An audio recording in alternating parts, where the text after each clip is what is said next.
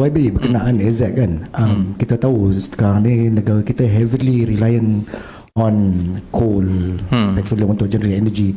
Macam mana dengan tenaga alternatif lain, macam especially nuklear lah, sebab kita dah kalau ikutkan IAEA memang dah keluarkan report kata kita bersedia dari segi infrastruktur. So macam mana moving forward dari situ? Terima kasih. Pandangan saya di peringkat kementerian saya lah, yang kita mengusahakan peralihan tenaga ini kan, kita ada banyak ruang dalam tenaga-tenaga alternatif lain yang kurang kontroversi berbanding dengan nuklear. Jadi saya bagi contohnya kan, kita ada kelebihan kerana industri minyak dan gas kita. Kelebihan dari segi tenaga kerja dalam bidang kimia, dalam bidang mechanical yang sedia ada, yang sebelum ini bekerja di dalam oil and gas. Untuk beberapa sumber tenaga alternatif yang baru yang pada pandangan kami akan menjadi lebih besar di masa akan datang, contohnya tenaga hidrogen, contohnya biomass, contohnya amonia. Yang ini sebenarnya kalau dalam bahasa mudahnya ini low hanging fruits yang sebenarnya kita patut usahakan. Sebab itu tumpuan kita ialah kepada beberapa tenaga alternatif baru ini yang memang sesuai dengan kelebihan ekonomi dan geografi dan juga kepakaran yang kita sedia ada. Kerana kalau kita dapat mengusahakan lebih banyak industri kita untuk beralih kepada biomass, contohnya yang terlibat di dalam peladangan. Memang saya tahu dah ada lah, yang ini ada satu kat situ, yang ini ada satu kat sini, tetapi perkara itu tidak meluas kerana kita contohnya ada hasil, ada apa ni, bukan hasil, ada sisa kan, ada sisa daripada aktiviti peladangan itu, pelepah lah dan sebagainya kan, hampas, semua ini sekarang ini tidak digunakan.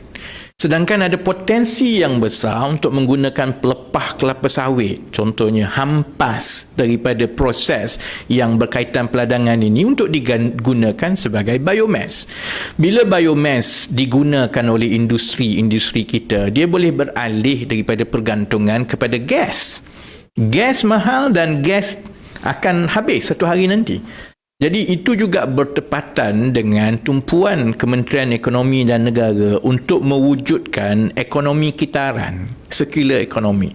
Seberapa banyak yang kita boleh gunakan balik dalam sistem kita gunakan balik, dan teknologi untuk biomass ini ialah sesuatu yang telah digunakan di banyak negara tetapi tak meluas di Malaysia. Jadi fokus kita contohnya biomass dahulu. Sudah ada beberapa perbincangan di peringkat awal untuk kita mempercepatkan terutamanya dalam ekosistem peladangan supaya lebih banyak beralih kepada biomass. Itu yang pertama. Yang kedua contohnya hidrogen.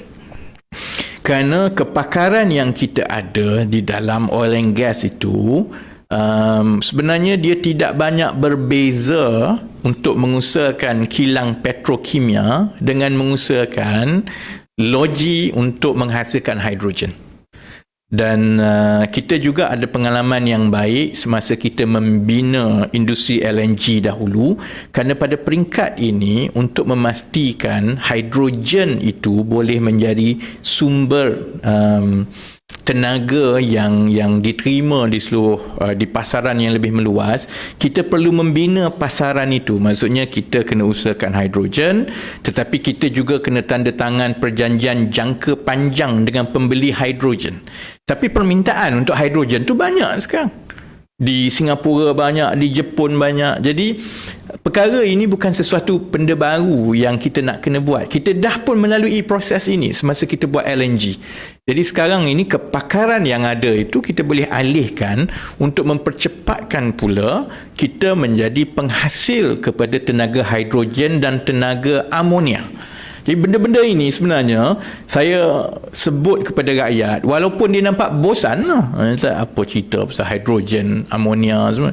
Sebenarnya perkara ini pun saya minta kepada media, kita kena perbanyakkan bercakap. Kerana negara lain dah agak jauh ke depan.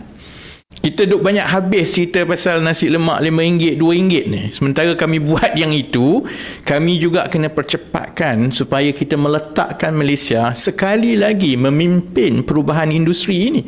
Seperti mana kita pernah memimpin dalam industri LNG dulu.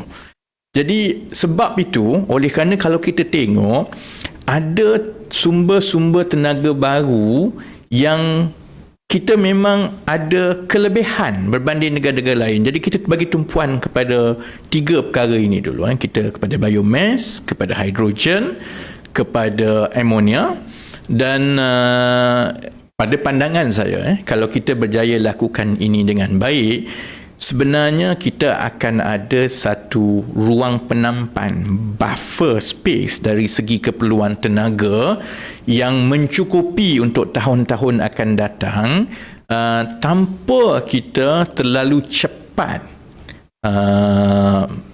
berlari ke arah nuklear, ini kan.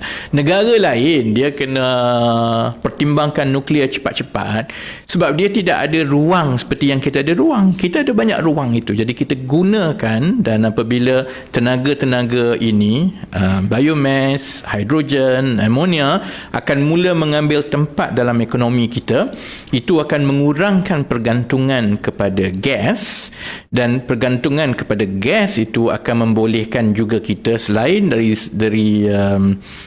kita memanjangkan lagi hasil negara, itu juga memberi peluang kepada kita untuk memenuhi permintaan dunia terhadap gas yang sangat tinggi sekarang.